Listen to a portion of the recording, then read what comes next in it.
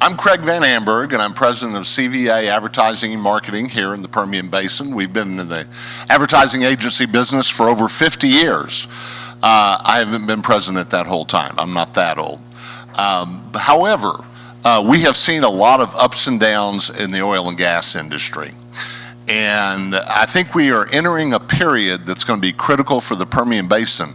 I had the opportunity several weeks ago to hear the Permian Strategic Partners talk. And this is 10 of the biggest oil and gas producers in the Permian Basin. And they did research about the future of the Permian. And all of their information is exciting and slightly scary at the same time. One figure that they gave us was that by 2025, that's 7 years, oil and gas production in the Permian will double to what it is today. That's exciting and scary all at the same time. Now, most of you are probably not working for an oil and gas company or a producer or a exploration company. You're small business owners. But you are part of the oil industry because you serve all those thousands of people that do work in the oil and gas industry. And so when the oil and gas industry is good, our business is fantastic. And when it gets bad, it gets weak. But the future is very bright for the Permian Basin. And we're going to talk about that, not only that being a good thing, but possibly even a bad thing because of the challenges that we have in Odessa and Midland and the entire Permian region. So with me this morning is Tyler Patton. Tyler is with the Small Business Development Center at the University of Texas, the Permian Basin. Sitting next to him is a true entrepreneur in West Texas, Susie Hitchcock Hall with Susie's South 40. There's not a person in this room from what I'm seeing that hasn't had her delicious candies. And Wesley Burnett. Wesley is head of economic development both for the Odessa Chamber of Commerce and the Odessa Development Corporation. He's charged with bringing new businesses into town, but equally important is the retention and the expansion of local businesses like y'all's. So we're going to have each one of our speakers tell you a little bit more about themselves, and then we're going to open it up for questions and talk about what's coming ahead for the Permian Basin. So let's start with Tyler. Tyler? Thank you. I'm Tyler Patton. I'm with the Small Business Development Center at UTPB. I'd like to take a moment just to introduce my colleagues. We'll start with our leader, that is Michael Crane. He is the Executive Director of Strategic Economic and Educational Development at UTPB. Then we've got Angel Garcia sitting right next to him. He is our bilingual business consultant. And then Brian Beerworth, who along with me is a business consultant. So the Small Business Development Center at UTPB provides assistance to small business owners and people who want to start small businesses throughout the Permian Basin at no charge. The result, hopefully, is that these entrepreneurs get to realize their dreams of financial independence and being their own boss. We also manage the Odessa Business Challenge. That's one of our functions. And Brian is actually the person who's leading that up. That will start here in a few months. Some of you may be interested in that. We've got some information at our table that you can grab and as well as talk to Brian about that. We also did the Midland Entrepreneurial Challenge, which Angel headed up, and that's about to wrap up. Okay. Thank you. I'm Susie Hitchcock Hall. I have Susie's South 40 Confections. I'm the local sugar pusher, so if you want something sweet, I'm the one to talk to. I was giving a talk once over here for the Lions Club, and I said I was the local sugar pusher, and I saw this man's head swing around. Well, it was the chief of police. All he heard was pusher. So anyway, so you know what I do. That's the business that I'm in. When I started my business, I went to the development center. That's one of the places that I got my training to start the business. Started in my house, had a friend, had a pecan grove south of Midland on 40 acres. That's how we got the name, Susie's South 40. And he wanted to do something with the pecans rather than just sell them. I like to cook, so I started developing recipes, and that's how we got started. So now I'm going into my 28th year. We have locations. We built a new factory 3 or 4 years ago downtown Midland. And we are in all 50 states, and we ship to 34 countries. We love what we do, and yes, we're all affected by the oil business, because when oil is down, they buy a smaller box of candy. Oil is fixing to be up, I'm fixing to sell some big boxes of candy. So get ready, you'll be seeing me. Thank you, Susie.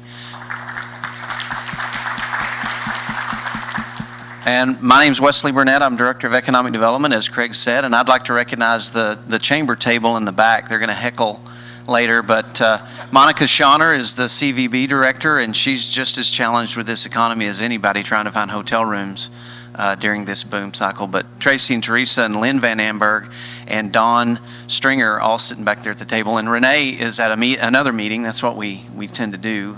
So Renee Henderson-Earls runs the chamber, and we're honored to work there. And I have the pleasure of being up here with the experts, so I can't wait to hear what they have to say. And but I tell everyone comes in to our office looking for something, seems like, and it's just more activity now, but how great the opportunity is right now. It is challenging, it is frustrating in a lot of ways, but there's nowhere else in Texas, there's nowhere else in America probably that has the amount of opportunities that we have, not only in the energy business, which we are all in, whether we work for an oil company or not, but just the amount of opportunity that's before us in the next several years. We're excited about that, and I look forward to the future. So thank you for allowing us to speak today. Thank you, Wesley. Let's ask the panel to kind of give comments, if we could, on with what's predicted for the future. What are the biggest challenges that they're hearing from business owners? The challenges that each one of you in this room have. So, Tyler, if you want to start first? Sure. I mean, the biggest challenge that I'm seeing in the workforce, in the economy right now, is frankly workforce related. Finding good people, keeping them trained without the risk of potentially losing them to some other place. So that is far and away the biggest issue that we're running into at the SBDC as far as working with the businesses we work with. We have the same challenge right now. We're gearing up for the holiday season. We started cooking 2 months ago, but in the next 30 to 45 days, we need to hire 60 people for seasonal help. And a lot of times they have a network and they show up each year to work, but it's exceedingly difficult, particularly when you're growing. And we're competing with the oil companies who pay a lot more than a candy manufacturer does. They have deeper pockets. So we have to make the workplace a good, healthy place. One of the things that we deal with, and I have since I started the business, there are women that want to work. They need to help provide money for their families. They cannot afford child care. So I know there's agencies now that are doing that. So what I have done is that I let those mothers put the kids on the bus. Once the kids are on the bus to go to school, then they can come work for me. They leave in time to go get those kids when the bus comes back. That way, it's a win-win. For me as the employer, I get some really good employees, and that they can have the time to work and contribute to their home and not have to worry about the child care, and they don't have to worry about an employer that's going to get on to them for wanting to be family and contribute. So that's one of the things I've done since I've started. The biggest challenge we have is, like Tyler said, is the workforce issues and then the cost of doing business. But you add all of that to the housing cost and the housing availability, which just circles back to not being able to find people because they can't find a place to live. So all of those questions, but the available land that's out there to do an expansion, those kinds of things, the costs are very expensive. So it's a cost issue on a lot of things, but just the availability of the workforce is probably the biggest challenge, because the wages tend to be a little higher out here now, and so in order to be competitive, it's hard to find that availability of that market out there to bring them in. So, Hey, keep the microphone, Wes. I'm going to ask you the next thing, and we can come back the other way. If any of you have flown Southwest Airlines in the last 6 months to a year, you'll see that there is never a seat available coming to Midland, Odessa. And so many oil companies are flying in workers on a Sunday night or a Monday and flying them home on Friday. And they are filling up our hotels, which is fantastic. But there's no place for them to move if they did come to Odessa, Texas. And so that's a huge challenge. And then when they look at the apartment rates that are being charged, and you hear some ridiculous apartment rates, you hear ridiculous hotel rates that are being charged, housing is going to be not just a problem today. We are behind, but certainly into the future. There are 15,000 oil and gas jobs right now in the Permian Basin that can't be filled because there's no place for those people to live. In that same projection of 7 years, 2025, that number will be 60,000. And that's very exciting, but we are not prepared to handle that. So Wes, let's ask you, housing, how do you address housing and correct those things? You wish you knew. I don't have an answer. I talked to a city councilman that's here with us today, yesterday, about what are we going to do? Is this insurmountable? Are these challenges something that we can't get through? The answer is no, but it's really discouraging to look sometimes at the amount of challenges and frustrations ahead as far as that goes. Trying to find the right place, trying to find the right piece of property at the right price, infrastructure availability at the property, and then honestly getting through the process of building a house with permitting and different things along those lines as well. There's some streamlining issues that need to be probably looked at and different, and it's not just Odessa, it's everywhere. There are some major metropolitan areas that are building houses, way faster than we do because of the sheer availability of people to build the houses. But they've streamlined some of the processes that I think we need to take a look at the big picture on that. But also how to keep the folks employed that are building the houses. I mean, it's that same issue of the wages when they can go somewhere else and make a lot more, and having entire crews not show up on Monday to do that. That's kind of it's a catch-22. We're ahead and we're behind. We're ahead and behind. It's just I wish I had the answer. Someone asked me yesterday, what's the future look like? How long is this going to last? And I said, well, do you think I'd be sitting here if I knew how long this was going to last? So we're just doing what we can. I wish there was a way for us to build bigger, better, faster when it's slower, in order to be more caught up when it's faster. But though that's a perfect world, we're not in the perfect world. We're just doing the best we can. We've got great people, great workers, great work ethic out here. It's just hard to get the right people in the right places. So yeah, it's hard to find them a place to live. One of the things that I've heard is that many of the building projects, let's say for instance the convention center, there are people that are working on building that or staying in hubs and places like that because there's no place for them to stay here, or it's too expensive and commuting in every day. And so it's really hard to grow and build when you're facing those challenges. So Susie, you want to make a comment about cost of living for your employees? Awful. It's so high, and they're trying to find places to live, and the challenges are great.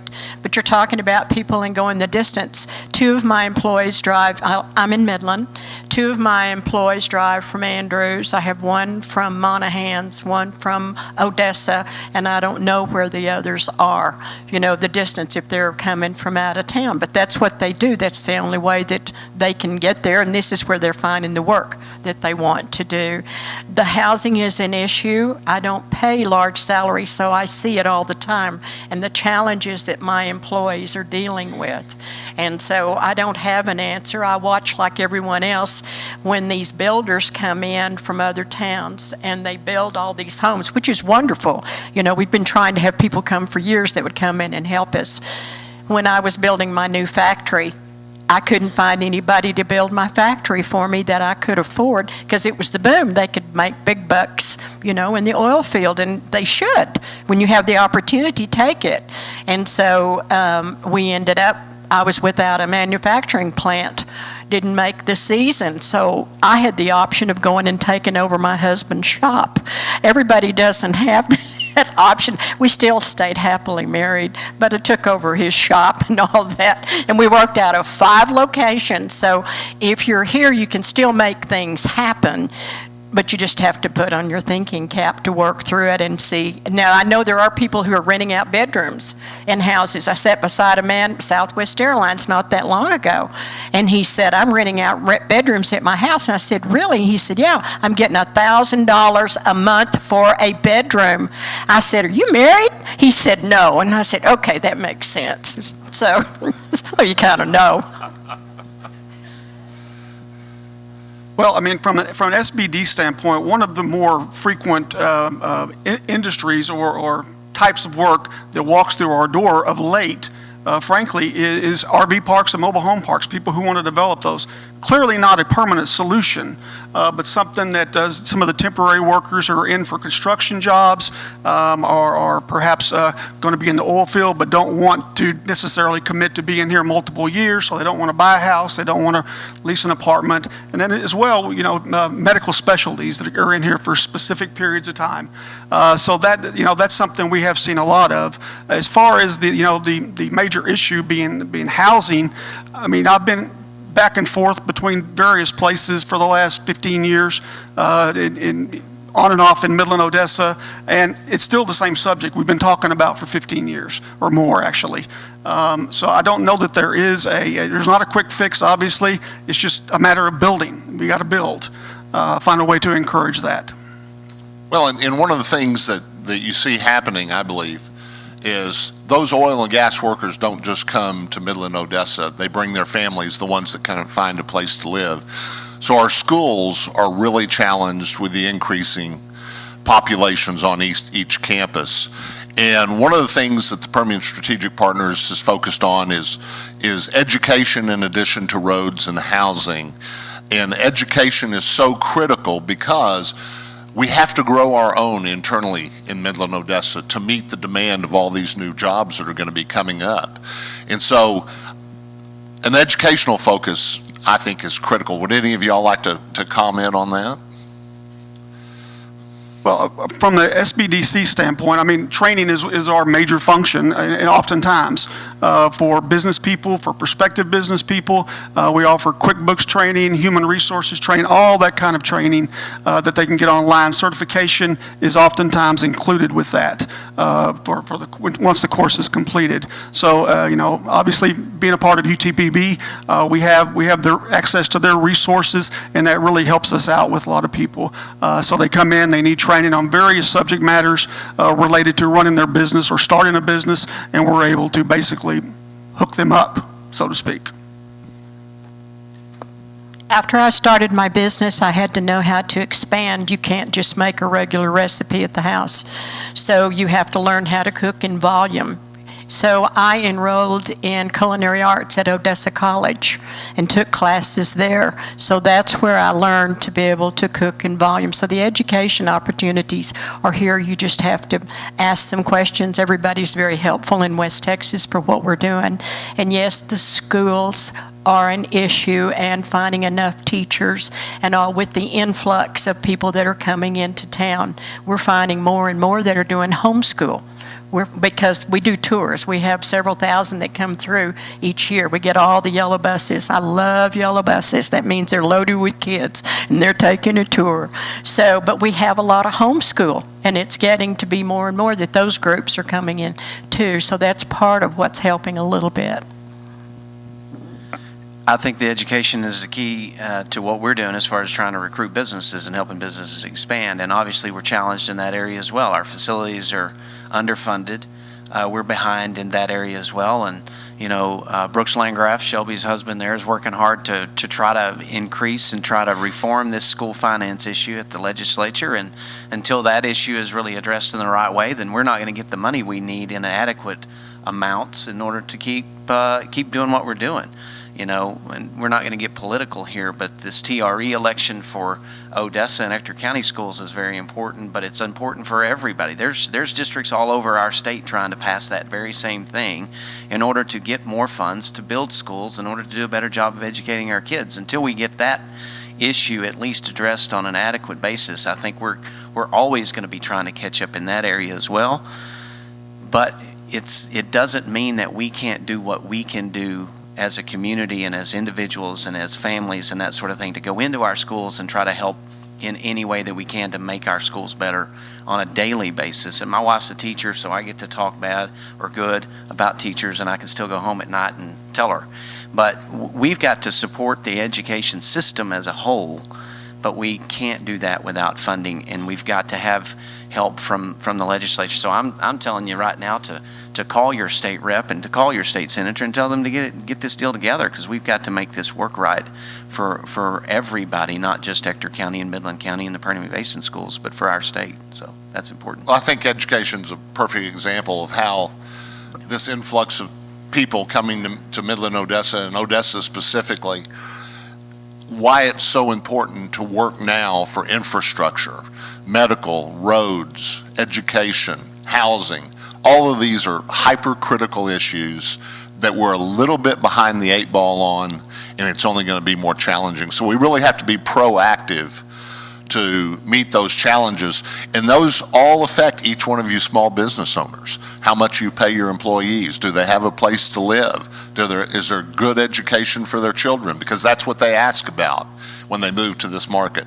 So we have our jobs cut out for us, and we have to be proactive going into the future. I know Mr. Bryan over here with the City Council believes in all those things as well and is working really hard to make those things happen.